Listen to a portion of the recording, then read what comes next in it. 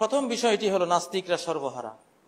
পৃথিবীতে যদি কোনো সর্বহারা থাকে, যার কিছুই নেই, যার দুনিয়াও নেই আখেরাতও নেই, যে একদিন নিজেকেও হারাবে, নিজের অস্তিত্ব আরেকজনের জাহান্নামী পুলিশের হাতে চলে যাবে, কিছু সে করতে পারবে না, এ ধরনের সর্বহারা মানুষ পৃথিবীর অতীতেও ছিল, বর্তমানেও আছে, দেশে দেশে আছে। আমাদের ভবিষ্যৎ প্রজন্ম যাতে সেই সর্বহারার কাতারে চলে না যায়। নাস্তিক হওয়া আসলে কারো পক্ষে সম্ভব না। নাস্তিকরা মুখে মুখে কিছু ক্রাইম করার জন্য নিজেকে নাস্তিক বলে জাহির করে, অন্তরে কিন্তু তারা আল্লাহকে বিশ্বাস করে, কিন্তু সেটা প্রকাশ করে না। জার্মানির একজন নৃবিজ্ঞানী জন্য বলেছেন, নাস্তিক বড় জোর বয়সের 40 বছর পর্যন্ত নিজেকে নাস্তিক বলে বেড়ায়, 40-এর পরে আস্তে আস্তে আস্তিকের দিকে চলে যায়। অনেক নাস্তিক এখন টুপি মাথায় দেয়, 5 ওয়াক্ত নামাজও পড়ে, আলহামদুলিল্লাহ, কারণ এটা অবাস্তব জিনিস। এই জন্য আল কোরআনে নাস্তিক বিরোধী আয়াত আছে মাত্র 2টা কি 3টা। এটা একটা ফালতু বিষয়, এই জন্য কোরআন এটাকে চ্যালেঞ্জ মনে করে না। এটা মানুষের যেই সৃষ্টি স্বভাব, মানুষের যে ফিতরাত, সহজাত প্রবৃত্তি, মানুষের সৃষ্টির সময় যে সিম কার্ড মানুষকে দেয়া হয়েছে, ওই সিম কার্ডে নাম্বার দেয়া আছে আল্লাহর একত্ববাদের নাম্বার। এজন্য আসলে মানুষ যারা নাস্তিক বলে নিজেদেরকে, এটা একটা ক্রাইম করার জন্য, যতদিন যৌবন আছে, কিছু করার ক্ষমতা আছে, ততদিন এ কথাটা বলে। যখন আস্তে আস্তে বুড়ো হয়ে যায়, তখন ওয়াক্তে পীরি গুরগে জালিম মি সাওয়াদ পরহেজগার, ফার্সিতে বলে যে জালিম টাইগার বুড়ো হয়ে কয়, আমি এখন আর হরিণ খাই না, এতদিন খেয়েছি, ভুল করেছি, এখন আর খাবো না। এটা রূপক কথা। এবং এটা আমরা যদি কাউকে স্টাডি করি, তার জীবনে আমরা এটা দেখি।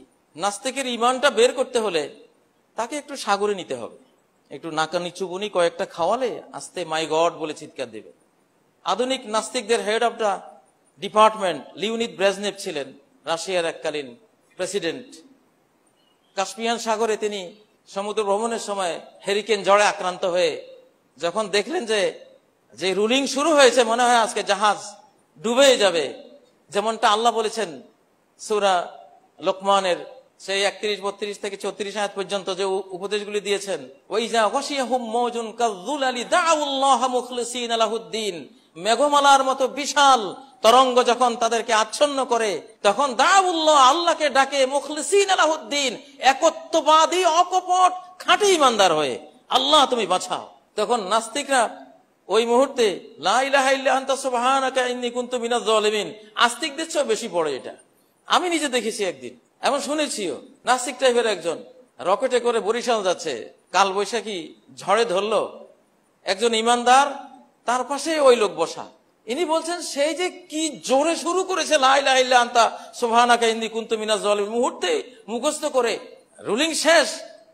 এক লোক সিগারেট ধরিয়েছে, সিগারেট খাবে, ওই লোক বলছে যে ভাই এখনো শেষ হয় না বিপদ, আর একটু পরে খাইস। নাস্তিকরা যখন সমুদ্রে গিয়ে মহাবিপদে পড়ে, তখন ডাবল ইমানদার হয়ে যায়, সিরিয়াস ইমানদার হয়ে যায়। আর এক বিমানবন্দর থেকে উঠে আরেক বিমানবন্দরে নামার আগ পর্যন্ত এরা সবাই আস্তিক থাকে।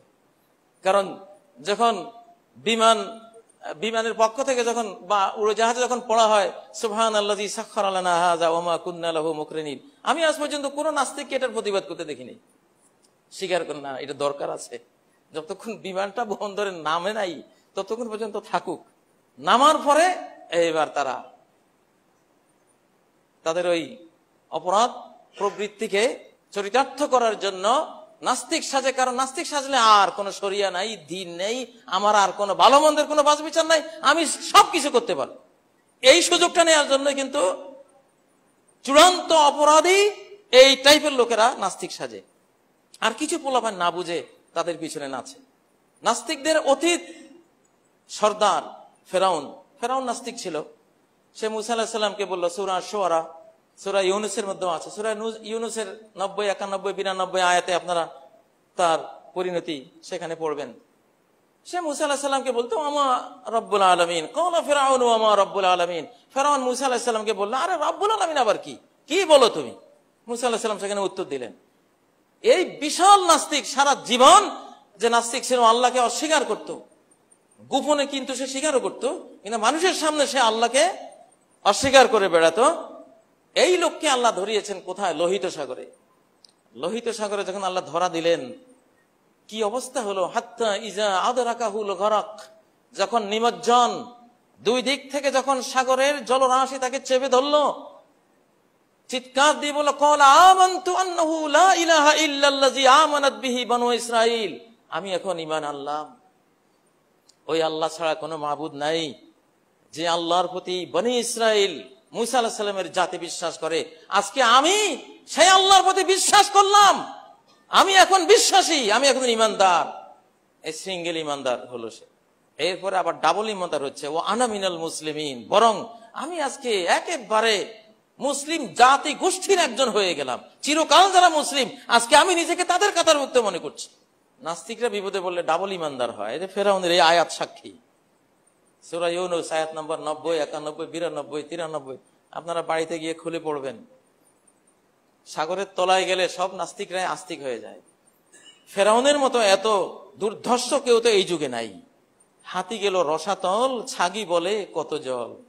ফেরাউনের মতো হাতি ঠান্ডা হয়ে গেছে এবং সে আল্লাহকে স্বীকার করে দুবার সেখানে আস্তিক হয়েছে এবং দুবার মুসলিম হয়েছে। ডাবল ইমানদার হয়েছে, ডাবল মুসলিম হয়েছে, কিন্তু আল্লাহ সেটা কবুল করেন নাই। সেখানে জিবরাইল আলাইহিস সালাম ছিলেন নাস্তিকের ওই পরিণতির সময়। জিবরাইল আলাইহিস সালাম মুহাম্মদ সাল্লাল্লাহু আলাইহি ওয়াসাল্লামকে বললেন, ইয়া মুহাম্মদ লাউ রাআইতানি ওয়া আনা আকুযু মিন হালিল বাহর ফাআদুসসু ফি ফামি ফিরআউনা মাকাফাতা আন ইউদরিকাহুর রাহমা। হে মুহাম্মদ, আমি ওই নাস্তিক ফেরাউনের মুখে আমি যে সাগরের কালো কাদা আমি নিয়ে দাবিয়ে দিচ্ছিলাম, তার মুখ ভর্তি করে কাদা দিচ্ছিলাম আমি, এই ভয়ে যেভাবে সে ঈমানদার শুরু করেছে, যেভাবে কালেমা পড়া শুরু করেছে, না জানি রহমান রহিম আল্লাহ, চির মেহেরবান আল্লাহ তাকে দয়া করি বসে। এইরকম ফেরাউন যদি আজকে আল্লাহ দয়া পেয়ে যায়, আমি জিবরাইল বেঁচে থেকে লাভ কি? আমার সহ্য হয় না। ইয়া রাসূলুল্লাহ, হে মুহাম্মদ, যদি আপনি আমার কাণ্ড সেদিন দেখতেন। আমি চাইনি যে সে আস্তিক হয়ে যাক, সে আস্তিক হয়ে আল্লাহর কাছে নাজাত পেয়ে যাক। এই জন্য তার মুখে আমি কাদা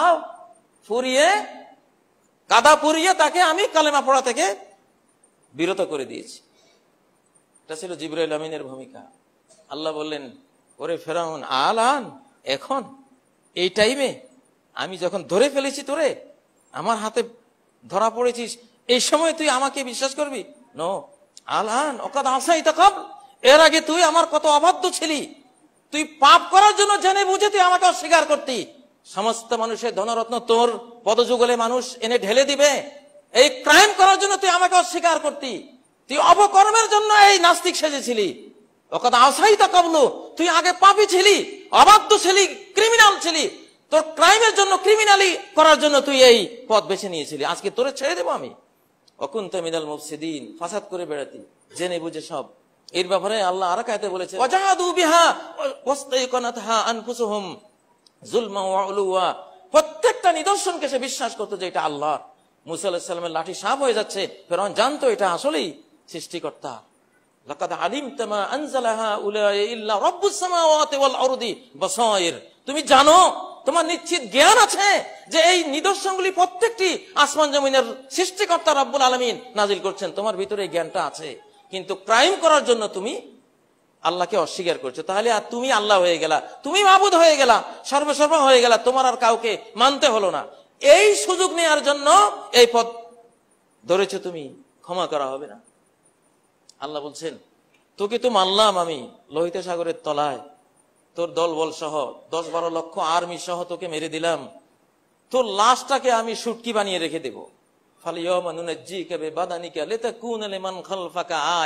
পৃথিবীর অনাগত দিনের সমস্ত নাস্তিকের জন্য তোকে একটি নিদর্শন করে রাখার জন্য, দৃষ্টান্ত করে রাখার জন্য তোকে বডি সহ আমি এই লোহিত সাগরের তলা থেকে ডাঙ্গায় তুলবো, সাগর তটে তুলে তোর লাশ আমি আল্লাহ সংরক্ষণ করব। যুগ যুগান্তরের মানুষ তোকে স্টাডি করে শিক্ষা নেবে যে তোর মতো হওয়া যাবে না। এজন্য সে নাস্তিকের শুটকি পাওয়া যায় মিশরে, লাশটা ওখানে পড়ে আছে। জাহান্নামের শাস্তি কিন্তু চলছে। আন্নার ইউরাদুনা আলাইহা গুদুওয়ান ওয়া আশিয়া, সকাল সন্ধ্যা জাহান্নামে সেঁকা দেয়া হচ্ছে। সকালে একবার, গুদুওয়ান মানে সকালে, আশিয়া মানে বিকালে, সকালে একবার, প্রতিদিন এই লাশের উপরে এখানেই আল্লাহ